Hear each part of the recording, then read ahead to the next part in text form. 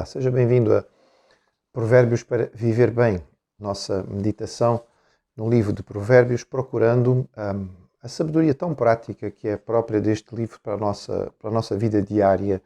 Obrigado por estar a assistir. O nosso tema de hoje é um tema que é significativo. Costumamos ouvir que o dinheiro, o ouro, vira o mundo ou gira o mundo, faz o mundo girar. E é verdade a importância do dinheiro na vida de qualquer pessoa. Sem recursos fica muito difícil nós fazermos hoje em dia, seja o que for. O livro de Provérbios tem muita coisa para falar a respeito do dinheiro, da riqueza, não é? Do ouro. Vamos ver alguns destes provérbios. Capítulo 10, verso 4. O que trabalha com mão remissa empobrece, mas a mão dos diligentes vem a enriquecer.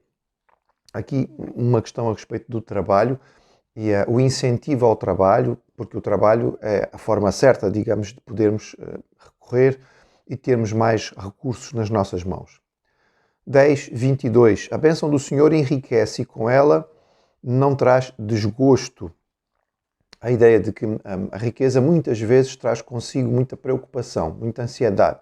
As pessoas que têm muito dinheiro têm também muitas inquietações, mas quando é o Senhor que abençoa, e Ele abençoa eventualmente com prosperidade, essa prosperidade que é dada pelo Senhor não traz desgosto, não acrescenta esta inquietação que o outro lado traz. 11:28. Quem confia nas suas riquezas cairá.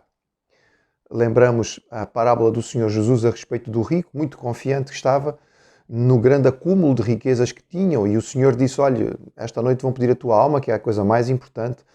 Estás preparado para isto? Portanto, quem confia nas riquezas não percebe que elas são passageiras e que pode rapidamente vir a perder. Mas infelizmente é o que acontece, daí que é difícil o rico se converter, porque ele está confiante nas suas posses e acha que a conta bancária é a garantia de uma vida boa. 22:1. Mais vale o bom nome do que muitas riquezas, e o ser estimado é melhor do que a prata e o ouro. É uma verdade profunda na contingência que temos vivido nos últimos tempos em Portugal, com tanta conversa a respeito de corrupção e os corruptos evidentemente escapando daquilo que é alguma punição. Nós podemos ficar com alguma inveja, mas mais vale o bom nome e o ser estimado do que ter muita riqueza e afinal depois ser olhado de lado ou ser classificado de outra maneira. 23:4. Não te fatigues para ser rico. Não apliques nisso a tua inteligência.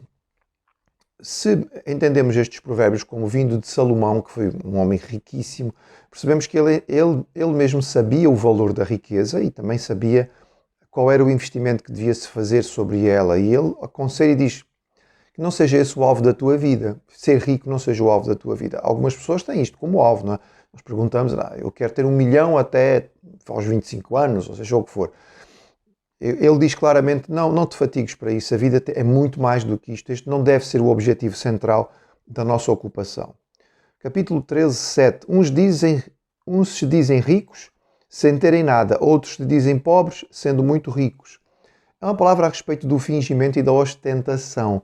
É verdade que há muita gente que não tendo gosta de aparentar. Então, a pessoa quando sai à rua veste-se de uma maneira ou investe nisto para que todos possam pensar que ela tem um nível que depois que fôssemos conhecer a sua casa, onde ela vive, o que ela come, não corresponderia à realidade. Mas lá fora, quem não sabe onde eu vivo, olha para a minha roupa e acredita que eu sou uma pessoa de grande nível. Tolice pura, fingimento, hipocrisia, porque isto não traz grande vantagem. 18:23. O pobre fala com súplicas, porém o rico responde com durezas. É comum a pessoa rica, infelizmente não é para todos, mas é muito comum que a pessoa rica se torne uma pessoa desagradável. Acha que é superior aos outros porque tem muito dinheiro, está acostumada a ser servida e, portanto, quando eventualmente não é tratada desta maneira como acha que deve ser tratada, responde com dureza, com agressividade, enquanto que o pobre, claro, depende da ajuda do outro e precisa estar sempre, digamos, com a mão estendida. E aqui é uma espécie de crítica à arrogância que muitas vezes acompanha o fato de se ter muitos recursos. 22:2. O rico e o pobre se encontram, a um e o outro fez o Senhor. Na verdade, interiormente, são iguais.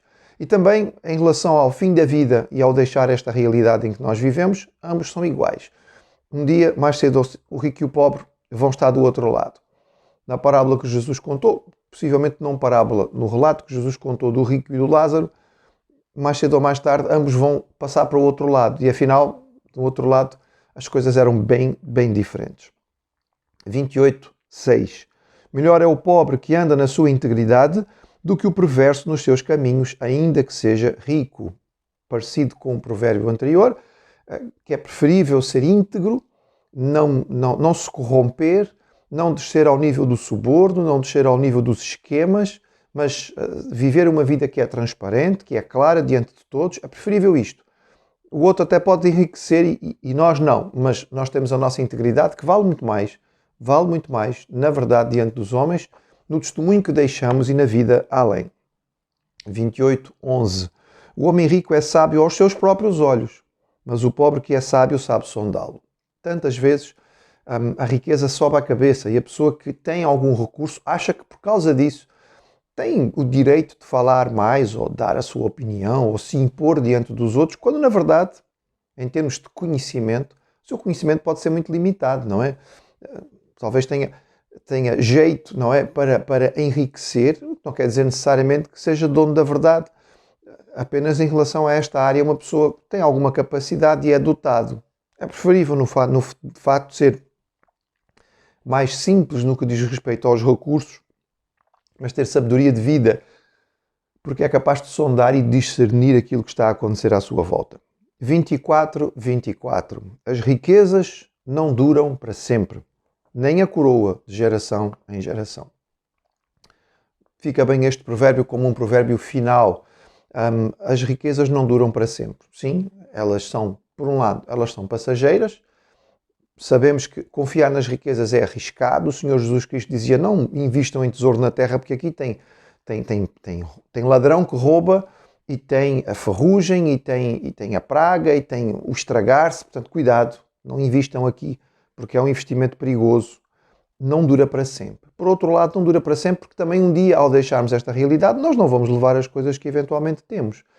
Casa, carro, dinheiro, conta bancária. Quando formos colocados dentro de uma caixa, ali estará apenas o nosso corpo, a nossa alma já partiu.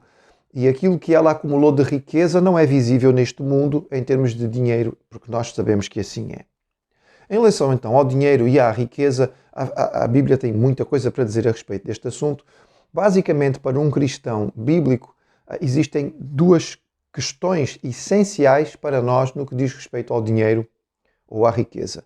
As duas questões são como obtemos e como gastamos. Como obtemos? Biblicamente falando, a forma de obter é através do trabalho honesto, é através da dedicação e do esforço, é através da confiança no Senhor. É assim que nós devemos obter os nossos recursos financeiros, para nós termos tranquilidade de que aquilo que nós temos foi obtido da forma correta e agradável aos olhos do Senhor. Tem que ser perfeitamente legal, dentro daquilo que são as regras do imposto, daquilo que nós temos que pagar. Tudo deve ser feito da forma o mais clara possível, porque esta é a maneira que agrada ao Senhor e é assim que o justo deve andar. Como é que nós gastamos aquilo que temos? Gastamos de forma sábia. Gastamos primeiro naquilo que é realmente necessário, fugindo do supérfluo, fugindo do que é superficial, evitando o consumismo de ter um pouco mais quando nós já não precisamos de comprar esta marca porque ela é muito visível para toda a gente, mas é muito mais cara do que outra coisa que seria perfeitamente suficiente para aquilo que são as nossas necessidades. Ou seja, tendo cuidado da forma como nós estamos a investir. Usando de forma poupada aquilo que nós temos. Ou seja, economizando para um dia de alguma dificuldade. E também, dentro das condições que o Senhor nos dá, abençoando. Usando aquilo que o Senhor nos dá e que está nas nossas mãos para ajudar aqueles que têm menos do que nós. É assim que o Senhor avalia a forma como nós lidamos com as nossas riquezas e que Ele nos dê sabedoria para adquirir e gastar da forma certa.